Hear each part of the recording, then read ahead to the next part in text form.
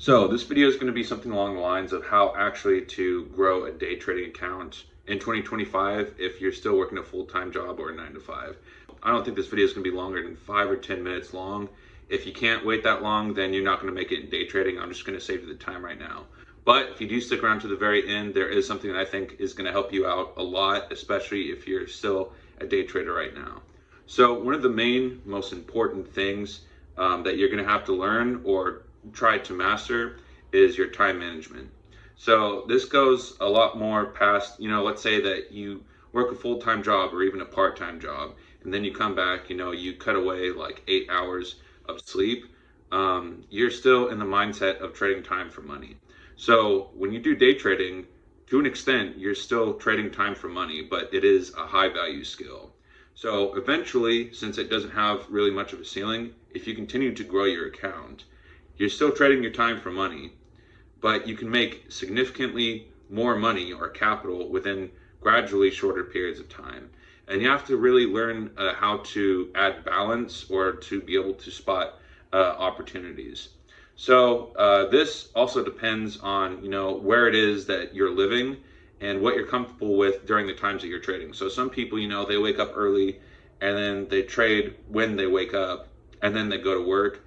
For the most part, I really wouldn't say that's a very good idea, because you might have, a bad day of trading or even a good day of trading. And there are definitely going to be times where, eventually when you do make it, imagine mentally that you've already made it and try to visualize making your paycheck, what you'd make in a week or two, within a single day. And then you're going to ask, how much longer should you work, or if you've actually made it. Now, also imagine if you lost an entire paycheck. That's an entire week of work or 2 weeks of work that you just lost in a single day. So you're going to have to learn, time management, how to balance your time. And you're going to have to identify what your trading style is. So some people, do scalping, and then they'll just cut away a certain part of the day, which, if they're trading New York sessions or if they're trading London sessions. And some people, myself, I do more swing trading or intraday trading. So I'll get into a trade and then I'll hold on to the trade for no longer than, bare minimum a day, but sometimes it can be several days or even longer than a week. I would say ideally, especially if you're still in 9 to 5, that's going to be more important, because you'll actually have time to sit there and identify and manage whether or not your strategy is good, and if the trade is valid. If it's not valid, you have time to kind of identify whether or not it's a decent trade or whether or not you should even take it. If you do take it, it can play out while you're at work. Now, if you're not to the point of being a profitable trader, obviously that's something that you have to work on. But the biggest problem is actually a lack of capital. So that's why, normally I would say go with a prop firm. But on top of doing that, I would say try and do some kind of online business or side hustle first. And the main reason why I say this is because every single successful long-term day trader who I've ever met, including myself, always had one or two other sources of income. So this can either be your job, but most people learn trading so that they can get outside of their job. So if you start an online business, it's easier, and the overhead cost normally is quite a bit lower. You can scale it similarly to how you can scale a trading account. But if you have multiple sources of income, not only can your trading account grow quicker, this is going to allow you to quit your 9 to 5 quicker too. So I would say if you're really not sure which type of online business to make, this isn't really a business type of channel, but I'm telling you what worked for me and what I've seen work for countless other people. Just start a YouTube channel. That's a better alternative compared to journaling your trades, because you can actually see in real life what your reactions are, and then you can go back and look what you did wrong. In worst case scenario, you can actually get monetized on YouTube, and then you can make money from that. I'm not saying that you have to sell courses or anything. I don't sell courses, and I never have. But if you'd like to book a call with me down below, they are still currently free, and I can be able to help you out get started with day trading. So as far as like growth and management is concerned, you can scale it a little bit more rapidly, or your trading account anyways. How much capital do you need to start out? If you have less than $500 or $1,000, I would say you need to focus on saving more money and not really learning how to trade. If you're doing paper trading, good, but don't get stuck on paper trading too long, because you don't really learn how to trade better. You learn how trading kind of works, but until you feel the sting of losing real money, you're not doing actual trading. It's more of like a video game. But on top of that, if you reinvest your profits, so if you're never withdrawing, if you're never withdrawing any capital at all out of your trading account, and then you compound that with adding funds either from your job or your business or whatnot, that's when your trading account will really be able to scale a lot more rapidly. So which trading sessions, if you're living in the United States, I would say it's probably going to be challenging to wake up early enough to trade the New York session.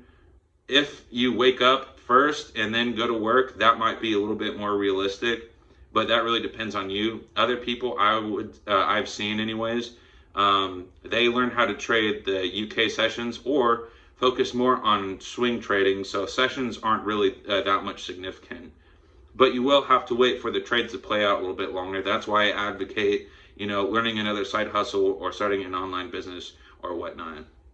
And you're going to have to work on risk management is one thing. Don't risk more than a certain percentage, but you also have to develop your psychology. And when it comes to stress, that's going to be a significant factor. So if you've got kids, I'm going to say you're already fighting an uphill battle enough as it is. If you don't have the responsibility of that, consider yourself lucky, but you're going to have to deal with work stress, which is inevitable. So if there's something that happens at work and you're stressed out and you think that you're going to come home later that day and be able to trade and make money, good luck. So if it comes down to that, it might be better to trade first and then go over to work. And this is going to be due to a personal preference of yours. I would say I kind of did both interchangeably, but like I said, I also focus on online businesses on top of that. So mentally, I was already checked out of the 9-to-5, even though I was still going there, because I had another source of income that I could rely on. Minimizing your risk, and whether you do scalping or swing trading, you're going to have to be able to delegate that by yourself.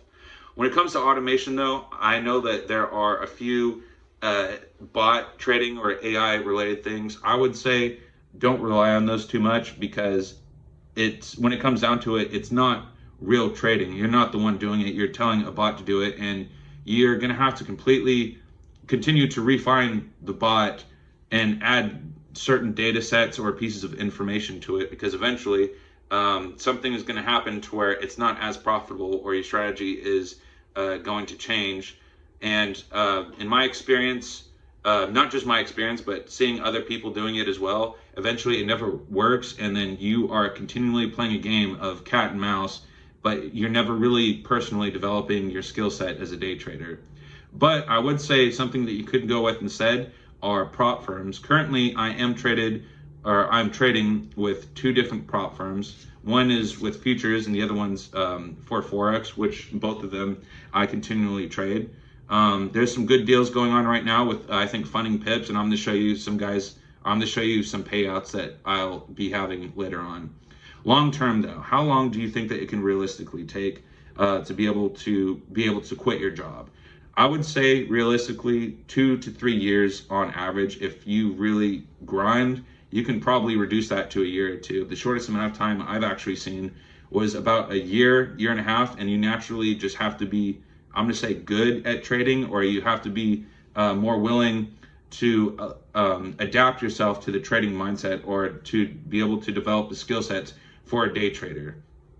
The more that you hate your job, I'm going to say the quicker that also you'll be able to learn how to do it. If you're really not up to quitting your job, or if you're just a lazy person in general, it might take you a little bit longer to get there, but the process of getting there is going to also be a little bit less stressful for you, if that makes sense. Realistically, though, could you trade for full time? I'm going to have to say no, because this kind of goes back to what I was saying earlier. You always need to have at least one, or if not two, other sources of income, because if you have a bad day in trading, that's going to affect your mindset. It's going to affect your ability to trade profitably. And on top of that, let's say that you're a swing trader or an intraday trader. You only put in a few hours, maybe 5 to 10 hours tops trading. So you have all this time to do whatever it is that you wanted. Eventually, especially with guys, you're going to get bored, and you can be using that time to develop more skill sets or to try and reinvest that money into something else, because when it comes down to it, you're not going to be able to trade forever. You're not going to be able to do what you're doing forever. Something might happen, like health-wise or whatnot with you. Yeah, if you guys like this video, please smash the like button, and I'll see you later.